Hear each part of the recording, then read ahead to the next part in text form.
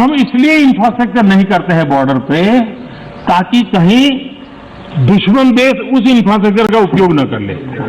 कमाल के हो इस सोचे, इसको बदल करके हमने आज करीब करीब जो अपेक्षाएं और आयोजन था उसका एक बहुत एक हिस्सा बॉर्डर के ऊपर इंफ्रास्ट्रक्चर की दिशा में हमने पूर्ण किया है।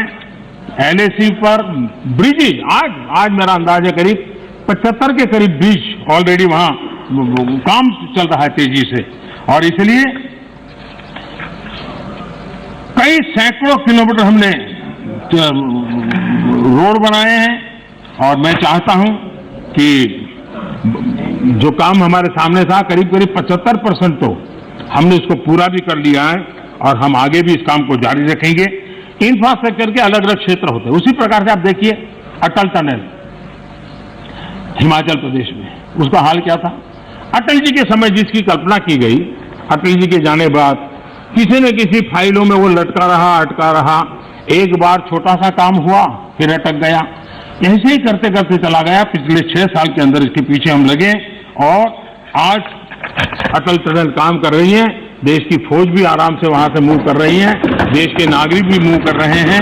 जो रास्ते 6-6 महीने तक जो इलाके बंद होते थे वो आज काम करने लगे हैं और अटल टनल काम कर रही है। उसी प्रकार से मैं ये बात साफ करना चाहूंगा कि जब भी देश के सामने कोई चुनौती आती है, ये देश का सामर्थ्य है, हमारे देश के सुरक्षा बलों का सामर्थ्य है। देश को कभी नीचा देखना पड़े ऐसी स्थिति हमारे फौज के जवान कभी कर ही नहीं देंगे, होने नहीं देंगे, करने नहीं देंगे, मेरा पूरा विश्वास है। आज उनके जिम्मे जो भी जिम्मेवारी, जहां भी जिम्मेवारी मिली है बखूबी निभा रहे हैं।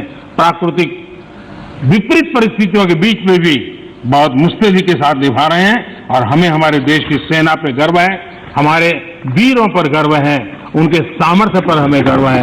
और देश हिम्मत के साथ अपने फैसले भी करता है और हम उसको आगे भी ले जा रहे हैं।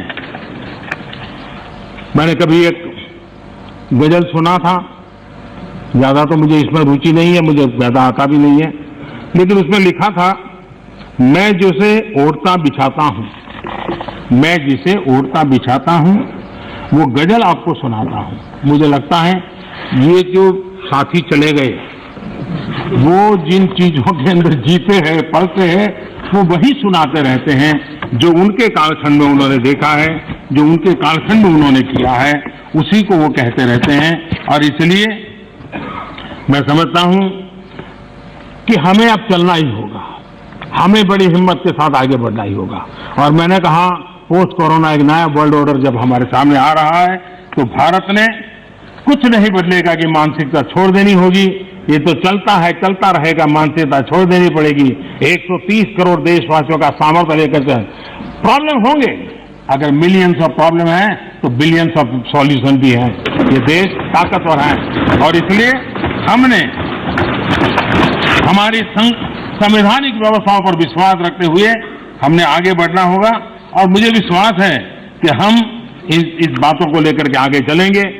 ये बात सही है कि मिडिल मैन कल्चर खत्म हुआ है, लेकिन देश का मिडिल क्लास जो है उसकी भलाई के लिए बहुत तेजी से काम हो रहे हैं, जिसके कारण देश को आगे बढ़ाने में अब जो मिडिल क्लास का बल्क है वो बहुत बड़ी भूमिका अदा करने वाला है। और उसके लिए आवश्यक जो भी कानूनी व्यवस्थाएं करनी पड़ी वो कानूनी व्यवस्था भी हमने की है।